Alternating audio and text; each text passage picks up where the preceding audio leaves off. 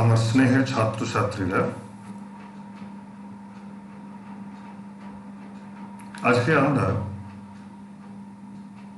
Class 12-এর biology বিষয়ে আমরা তৃতীয় অধ্যায় থেকে কিছুটা শিখব। এই অধ্যায়ের একটা বিষয়বস্তু হলো জীব বিজ্ঞান এবং মানব কল্যাণ। অর্থাৎ এই যে তোমরা জীব বিজ্ঞান, বায়োলজিক্যাল সায়েন্সেস পড়াশোনা করে শিখছো, তাতে উদ্দেশ্য থাকবে। উদ্দেশ্য কি? তার প্রয়োগ কোনো জায়গায় কাজে লাগাতে হবে। তা সেরকমই একটা প্রয়োগ হলো মানুষের ভালো কাজে জীব বিজ্ঞানকে প্রয়োগ করা, অর্থাৎ মানব কল্যাণে জীব বিজ্ঞানকে কাজে লাগানো। যেমন আমরা জীব বিজ্ঞানকে কাজে লাগাতে পারি মানুষের খাদ্য উৎপাদন করতে, উন্নত মানের, অবশ্যই।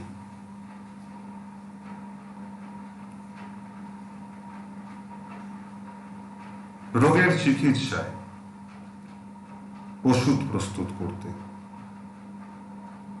বস্ত্র উৎপাদন করতে, কৃষিতে, বিভিন্ন শিল্পে জীববিদ্যাকে বিভিন্ন কাজে ব্যবহার করা যায়।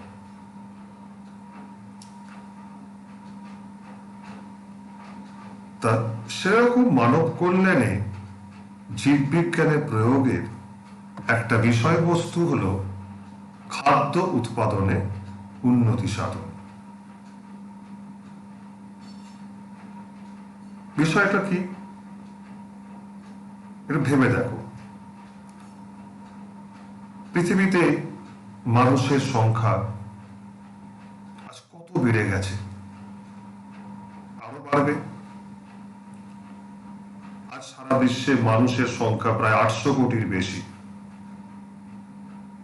তাহলে এত মানুষের দৈনিক কত খাদ্যের প্রয়োজন সারা বিশ্বে? তোরা ভাবতেও পারবে না। তাহলে এত খাদ্য উৎপাদন হবে কোথায়? কৃষি ক্ষেত্রে, চাষের জমিতে ফসল উৎপাদন করতে হবে, জলে মাছ চাষ করতে হবে, হাঁস মুরগি পালন করতে হবে বিভিন্নভাবে। কিন্তু খেয়াল করে দেখো, বিশেষ করে কৃষি ক্ষেত্রে বলতে পারি যে আজ খাদ্যের চাহিদা বাড়ছে, বেশি বেশি আরো খাদ্যের দরকার, কিন্তু খাদ্য উৎপাদনের জন্য, ফসল ফলানোর জন্য যে চাষের জমির দরকার, সেটা কিন্তু দিন দিন কমে যাচ্ছে। কেন কমছে? না সেখানে যে ঘর বাড়ি, রাস্তাঘাট, কলকারখানা তার উপরই সব হয়ে যাচ্ছে। তাহলে চাষের ক্ষেত্র কমছে, কিন্তু ফসলের, শস্যের চাহিদা বাড়ছে। তাহলে উপায়? এইখানে জীববিজ্ঞানের অবদান, যে কিভাবে ওই কম জমিতে বেশি ফসল উৎপাদন করা যায়। সেটা তো বললেই হবে না, সেখানেই বিজ্ঞানকে প্রয়োগ করতে হবে। তা জীব বিজ্ঞানের কোন ক্ষেত্রের প্রয়োগ হয় তো ভাবতে পারছো? বংশগতিবিদ্যা বা ক্লাস 10 একটু হলেও শিখেছিলে। ধরো ধানের বিভিন্ন ভ্যারাইটি আছে, তাদের মধ্যে সংকরায়ন ঘটিয়ে ঘটিয়ে ঘটিয়ে ঘটিয়ে এমন হয়তো একটা এমন ধান আমরা পেলাম, ধানের জাত পেলাম, যা স্বাভাবিক কোনো একটা ধান গাছের থেকে অনেক বেশি ধান উৎপাদন করতে পারে। এটাই হলো খাদ্য উৎপাদনের উন্নতি সাধনের একটা দিক। এরা বিভিন্ন গাছের ক্ষেত্রে আমরা করতে পারি। একইভাবে বিভিন্ন প্রাণী যাদের থেকে আমরা খাবার পাই, হাঁস, মুরগি, গরু, ছাগল, ভেড়া, মাছ, মৌমাছি,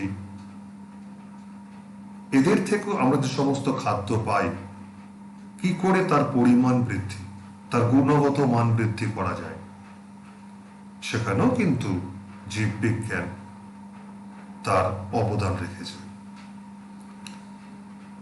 তো সেরকমই আমরা একটা বিষয়বস্তু আজকে অধ্যয়ন পড়ব, সেটা হলো পোল্ট্রি। তা পোল্ট্রির নামটা তোমাদের খুব জানা, তোমরা জানো বিষয়টা কি। এবার ছবিটা দেখেই বুঝতে পারছো এখানে কাদের চাষ করা হয়, কাদের পালন করা হয়। হাঁস, মুরগি বা আরো বিভিন্ন পাখিদের। কি জন্য? এদের থেকে খাদ্য পাওয়ার জন্য। তা আমরা হাঁস মুরগিদের থেকে কি খাদ্য পাই? ডিম আর মাংস, তাই তো? তাহলে দেখে নেওয়া যাক যে পোল্ট্রি কি, কাকে পোল্ট্রি বলে। পোল্ট্রি হচ্ছে একটা শিল্প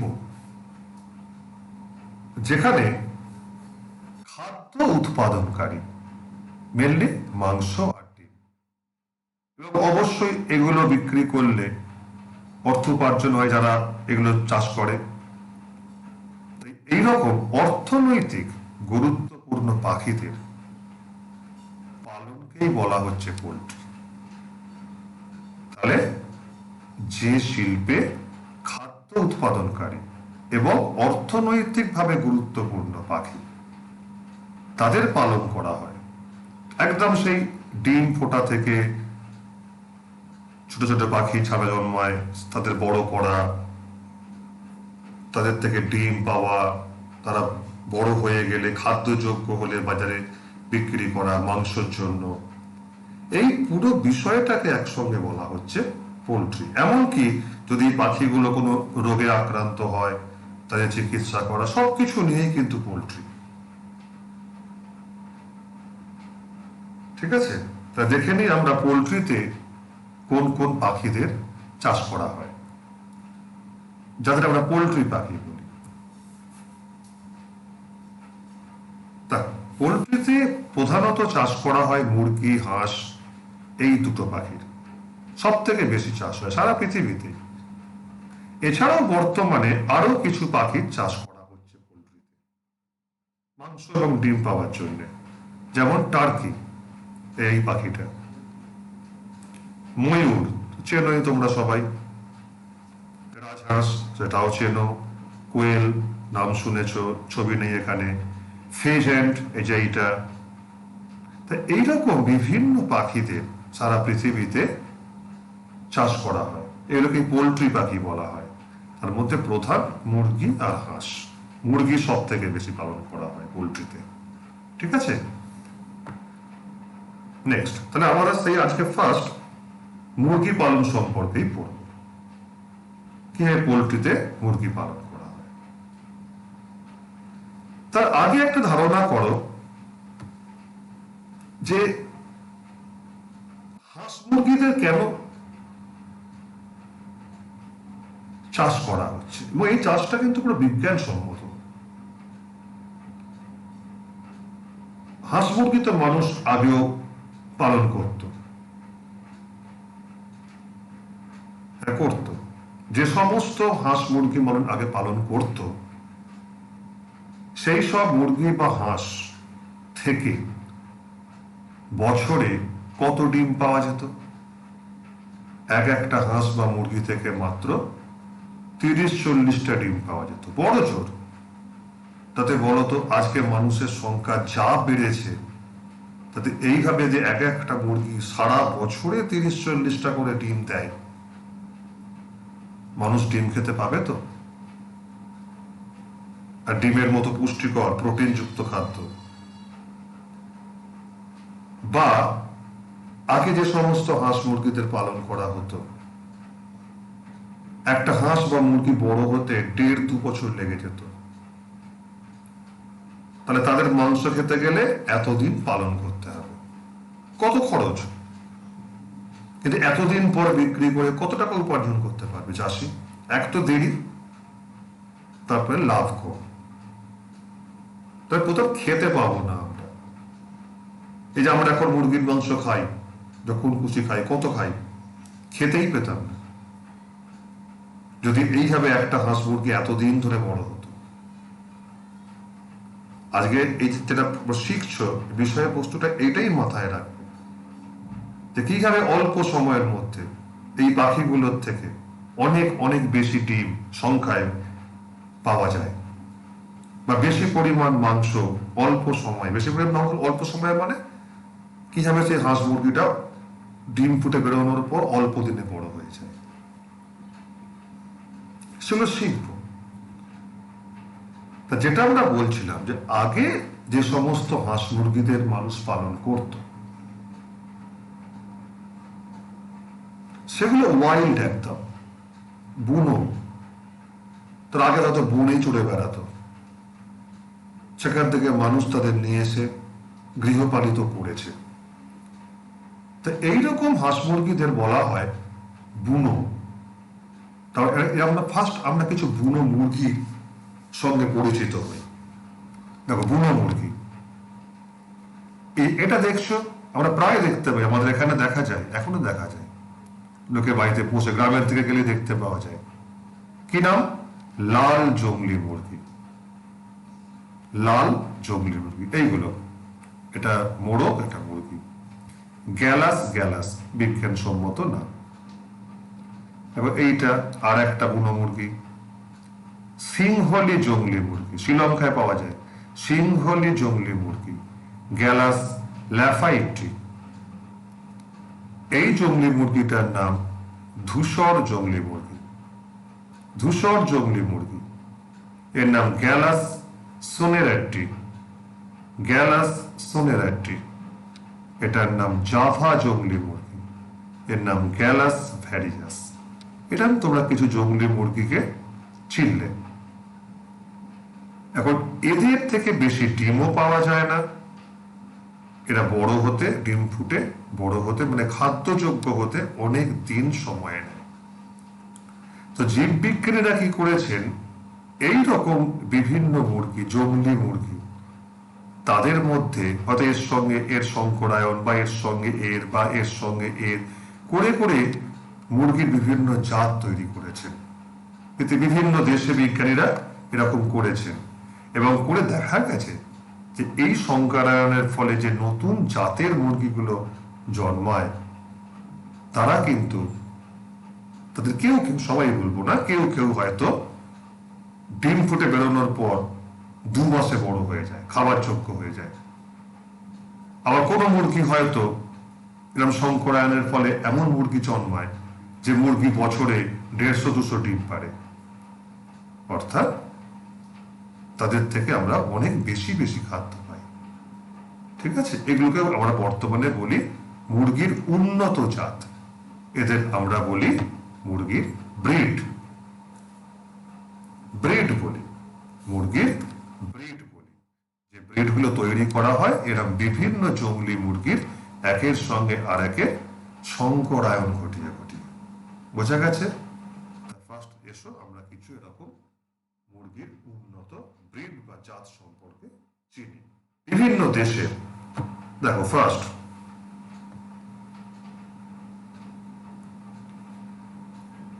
দেখো, মুরগির এই দুটো দেখতে পাচ্ছ এখানে ছবি, নামও দেখছো, এটা আমেরিকান ব্রিড, আমেরিকায় তৈরি করা হয়েছে। এটার নাম প্লিমাউথ রক। এই যে প্লিমাউথ রক, এই মুরগিটা। আর এই যে লাল রঙেরটা দেখছো, road island red. Road island red. বর্তমানে আমাদের পশ্চিমবঙ্গে তো এই মুরগির চাষটা কিন্তু আস্তে আস্তে বাড়ছে। এটা তো আগে ছিলই, এটার চাষও কিন্তু বাড়ছে। Plymouth rock, road island red, এটা হচ্ছে আমেরিকান ব্রিড। এই নামগুলোই তোমাদের ভালো করে মনে রাখতে হবে, আর কিচ্ছু নয়। মুরগির দুটো আমেরিকান ব্রিডের নাম প্লিমাউথ রক, এরকম দেখতে, আর এটা হচ্ছে রোড আইল্যান্ড রেড। নেক্সট দেখো মুরগির দুটো ইংলিশ ব্রিড, ইংল্যান্ডে দেখো তৈরি করা হয়েছে। অস্ট্রালোপ, এই যে এগুলো অস্ট্রালোপ, এটা মোরগ, এটা মুরগি, এটা হচ্ছে সাসেক্স, জায়গায় আছে সাসেক্স বলে ইংল্যান্ডে, সাসেক্স মুরগির না, এইটা সাসেক্স মুরগি। এসব সংকরায়ন, সংকর মুরগি, সব সংকরায়ন করে তৈরি করা হয়েছে বুনো মুরগির মধ্যে, যা ব্রিড গুলো দেখছো সব। তারপর দেখো এশিয়ান ব্রিড, আমাদের এশিয়া মহাদেশে কোচিন, ভারী সুন্দর দেখতে দুটো মুরগি, দেখো ব্রাহ্মা, পা গুলো কি সুন্দর লোমে ভর্তি দেখো এদের, তাহলে কোচিন ব্রাহ্মা, এরা এশিয়ান ব্রিড। নেক্সট দেখো ভারতীয় ব্রিড, একদম চিটাগং, ইন্ডিয়ায় তৈরি করা হয়েছে এগুলো। আসিল, দেখো এগুলো আমাদের ভারতীয় মুরগির ব্রিড, সব সংকরায়নের ফলে তৈরি। দেখো ভূমধ্য সাগরীয় ব্রিড, লেঘর, খুব বিখ্যাত মুরগি, এটা সবাই এর নামটা জানে, লেঘর। আর এটা মিনরকা, এটার নাম মিনরকা। তাহলে তোমরা বিভিন্ন মুরগির নাম শিখলে বিভিন্ন দেশের, এটা মনে রাখার চেষ্টা করবে, ঠিক আছে? আরেকবার দেখে নাও নামগুলো। আমেরিকান ব্রিড, দেখো Plymouth rock, road island red, ঠিক আছে? নেক্সট ইংলিশ ব্রিড, অস্ট্রালোপ এইটা, সাসেক্স এইটা, ঠিক আছে? নেক্সট কোচিন আর ব্রাহ্মা, দুটো Asian breed, Cochin Brahma Asian breed. Chittagong আসিল, দুটো ভারতীয় ব্রিড। লেঘর মিনরকা ভূমধ্য সাগরীয় ব্রিড। তোমরা এই যে বিভিন্ন দেশের মুরগির বিভিন্ন উন্নত ব্রিড গুলো দেখলে, তাদের কোনোটা থেকে বেশি ডিম পাওয়া যায়, কোনোটা থেকে বেশি মাংস পাওয়া যায়, আবার কোনোটা থেকে দুটোই পাওয়া যায়, ঠিক আছে? এর উপর ভিত্তি করে এই ব্রিড গুলোকে আমরা বিভিন্ন নামে ডাকি। যেমন ফার্স্ট দেখো লেয়ার ব্রিড, লে মানে কি ডিম পাড়া, অর্থাৎ মুরগির যে ব্রিড গুলো বেশি সংখ্যায় ডিম দেয়, বেশি ডিম প্রদায়ী মুরগি। যেমন কোনগুলো দেখো, লেঘর্ন, একটু নামটা দেখছিলে একটু আগে, মিনরকা, এই সমস্ত মুরগিরা হচ্ছে বেশি ডিম প্রদায়ী মুরগি। দেখতে পাচ্ছ বছরে কত ডিম দেয়, 220 বা তার থেকেও বেশি। যেখানে বলছিলাম জংলি মুরগি 30-40 খানা করে ডিম দেয়, দেখো এই লেয়ার ব্রিড গুলো সেখানে বছরে 220 থেকে বা তার থেকেও বেশি ডিম পারতে পারে। তাহলে বুঝতে পারছো যে সংকরায়নের ফলে আমরা যে সমস্ত মুরগি পাচ্ছি, তাই সেগুলো আমাদের কত বেশি পরিমাণে খাদ্য যোগাচ্ছে। এখানেই বিজ্ঞানের, এটাই মানব কল্যাণ। Next table breed, table breed কাকে বলবে? মুরগির যে ব্রিড গুলো থেকে আমরা মাংস পাই বেশি, অর্থাৎ বেশি মাংস প্রদায়ী মুরগি। মানে এই মুরগিগুলো ডিম ফুটে বেরোনোর পর বড় জোর 2 মাস তারা খাদ্যযোগ্য, মানে বাজারে বিক্রির মতো তারা বড় হয়ে যায়। মাত্র 60 দিনের, ভেবে দেখো, টেবিল ব্রিড বলা হয়। অর্থাৎ যে মুরগির যে ব্রিড গুলো থেকে আমরা অল্প সময়ে বেশি মাংস পাই। যেমন আসিল, কোচিন, ব্রাহ্মা, চিটাগং, এগুলো হচ্ছে মুরগির বিভিন্ন টেবিল ব্রিড। আসিল, কোচিন, ব্রাহ্মা, চিটাগং ইত্যাদি। নেক্সট বলছিলাম যে দুটোই একসঙ্গে পাওয়া যায়, অর্থাৎ যে মুরগিগুলো থেকে, মুরগির ব্রিড গুলো থেকে একই সঙ্গে অল্প সময়ে বেশি মাংস এবং বেশি ডিম পাওয়া যায়, মুরগির সেই ব্রিড গুলোকে বলা হয় ডুয়াল ব্রিড। ডুয়াল মানে উভয়, অর্থাৎ এমন একটা মুরগির ব্রিড যা অল্প সময়ে বড় হয়ে যায়, আবার সেই সময়ের মধ্যে তারা অনেক ডিমও দেয়, ঠিক আছে? তাদের ডুয়াল ব্রিড বলে। যেমন প্লেমাউথ রোগ, যেমন রোড আইল্যান্ড রেড, এগুলো হচ্ছে ডুয়াল ব্রিড। তিনটে বিষয় শিখলে, লেয়ার ব্রিড, মুরগির যে ব্রিড গুলো বেশি ডিম প্রদান করে। নেক্সট কে শিখেছ টেবিল ব্রিড, মুরগির যে ব্রিড গুলো অল্প সময়ে অধিক মাংস উৎপাদন করে। ঠিক আছে, আর এখন কি শিখলে ডুয়াল ব্রিড, অর্থাৎ মুরগির যে ব্রিড গুলো অল্প সময়ের মধ্যে বেশি মাংস উৎপাদন করতে পারে, তাড়াতাড়ি বড় হয়ে গিয়ে, এবং বছরে অনেক ডিম দেয়। তাহলে দুটো পারপাস ইউজ করাতে পারে, হয় ডিমের জন্য নাহলে মাংসের জন্য। এদের বলা হয় ডুয়াল ব্রিড, যেমন Plymouth rock, road island red ইত্যাদি। এবারে মজার জিনিস তোমরা শিখবে, মুরগি তো পাখি, তারা ডিমে বসে তা দেয়, তবে ডিম ফুটে বাচ্চা বেরোয়। মজার জিনিস দেখো, সিটার ব্রিড এবং নন সিটার ব্রিড দুটো পড়া তোমরা শিখবে। মুরগির কিছু ব্রিড আছে যারা ডিমের উপর বসে তা দেয়, ডিম পারে, তার উপরে মুরগি বসে থাকে, বসে তার শরীরের উষ্ণতা বা তা দেয়, তাদের বলা হয় সিটার ব্রিড। সিটার ব্রিড কোনগুলো? প্লিমাউথ রক, আসিল, এইসব হচ্ছে সিটার ব্রিড, এরা ডিমের উপর বসে তা দেয়। আবার কিছু মুরগি আছে যারা ডিম পারে আর তারা ডিমের উপরে বসে না, তাদের বলা হয় নন সিটার ব্রিড। তাহলে এদের কি করে ডিমগুলো ফুটবে? পোল্ট্রিতে ইনকিউবেটর আছে, মানে আমরা একটা যন্ত্র যার ভেতরে হালকা তাপ উৎপাদন হয়, বা বাল্ব জ্বলে রাখলে ডিমের উপরে যে ডিমগুলো ফুটে যায়। কেন করতে হয় এটা? এদের মা মুরগিরা ডিম পেড়ে ব্যাস চলে গেল, আর ডিম তারা তা দেবে না বসে। এরা নন সিটার ব্রিড। কোনগুলো? লেঘর, মিনরকা, এই মুরগিরা, এরা ডিম পেড়ে তার উপর আর বসে না, এরা হলো নন সিটার।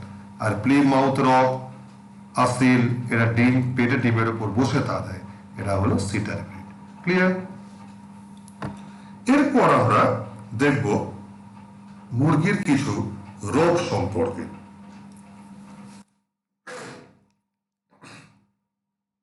কিছু রোগ সম্পর্কে আমরা মুরগির দেখব, কারণ এই রোগগুলো হলে অনেক সময় মুরগিরা মারা যায়, একেবারে দল বেঁধে মারা যায়, চাষির মাথায় হাত পড়ে যাবে, লক্ষ লক্ষ টাকার ক্ষতি। তাই এই রোগগুলোকে নির্ণয় করতে হয় এবং দ্রুত তাদের চিকিৎসা করে ভালো করতে হয়। তাই এরকম কিছু রোগের আমরা নাম শিখব, লক্ষণ, কারণ, প্রতিরোধ করার তার উপায় ইত্যাদি। একবার দেখে নাও জাস্ট এগুলো।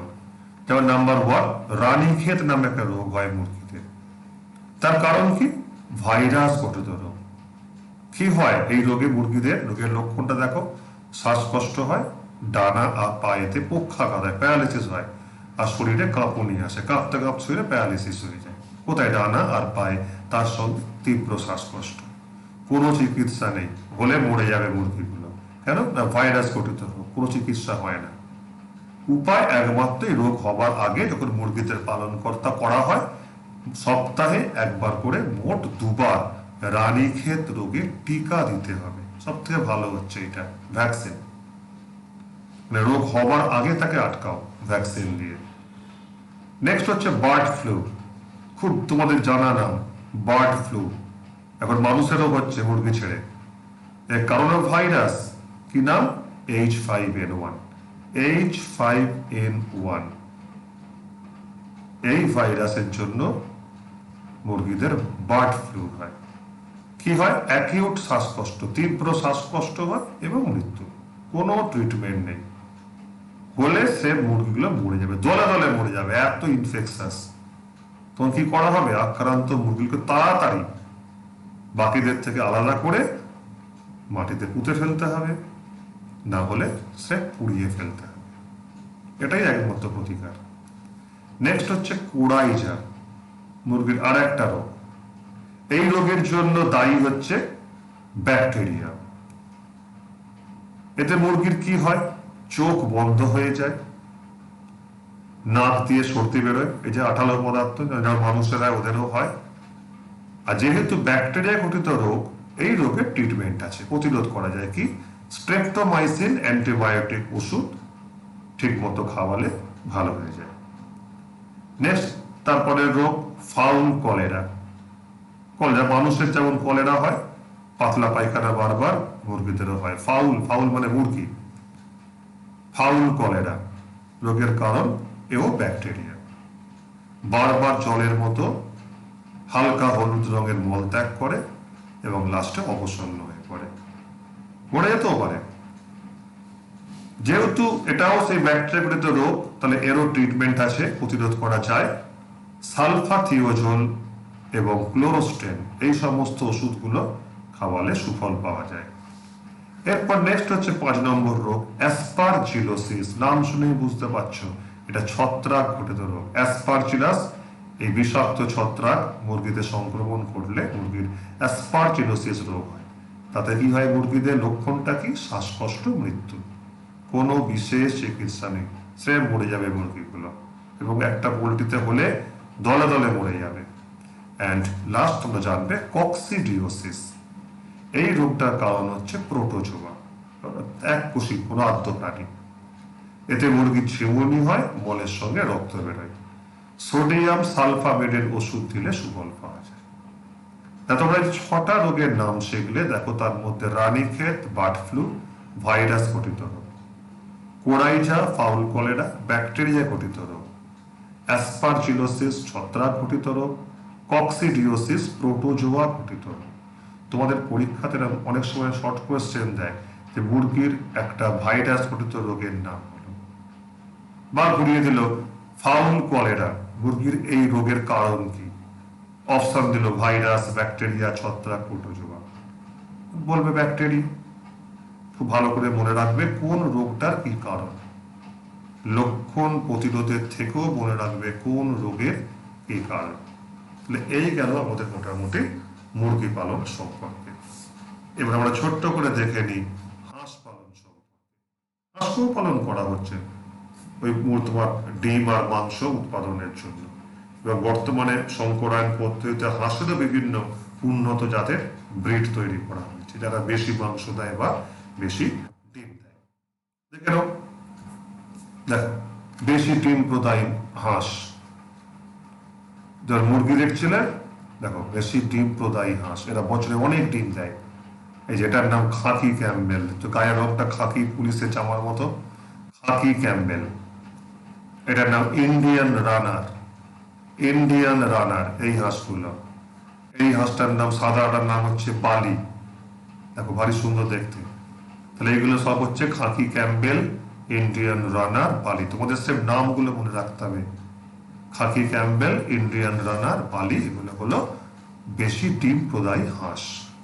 এবার দেখো বেশি মাংস প্রদায়ী কয়েকটা হাঁস। এটার নাম হলো সাদা পেকিন। সাদা পেকিন এই হাঁসটা। এটার নাম ক্রেস্টেড। দেখো মাথার সাথে টুপি পরানো, এরকম সুন্দর, ক্রেস্টেড। এটার নাম সুইডেন, ব্ল্যাকটা। এটার নাম আইলেস বেরি। তাহলে সাদা পেকিন, ক্রেস্টেড, সুইডেন, আইলেস বেরি, এরা হলো বেশি মাংস প্রদায়ী হাঁস। ঠিক আছে। আর দেখো কিছু হাঁস দেখতে খুব সুন্দর, তাদের শৌখিন ব্রিড বলা হয়। এর মানুষ পোষে, জাস্ট এমনি পোষে এগুলোকে। যেমন আমরা বিভিন্ন পাখি পুষি, টিয়া পাখি, এরকম মানুষ শখ করে হাঁসও পোষে, শৌখিন শৌখিন ব্রিড এগুলো। যেমন ম্যালার্ড, একটু ভারী সুন্দর দেখতে, কালারফুল হাঁস। ক্রেস্টেড হোয়াইট, এইগুলো এদের মানুষ সে বাড়িতে পুষে রাখে। এদের কিন্তু এদের থেকে ডিম বা মাংস খাওয়ার জন্য পোষে না, শৌখিন পাখি হিসাবে পোষে। তাহলে এই গেল তোমাদের পোল্ট্রি সম্পর্কে শেখার। তোমরা আশা করি বুঝতে পেরেছ।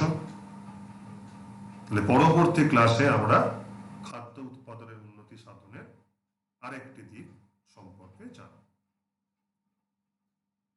তোমরা ওয়েট করো, আমি খুব তাড়াতাড়ি তোমাদের জন্য নতুন বিষয় নিয়ে আসছি। এবং এই লকডাউনের পিরিয়ডে কেউ তোমরা বাইরে বেরোবে না, সবাই বাড়িতে থাকবে।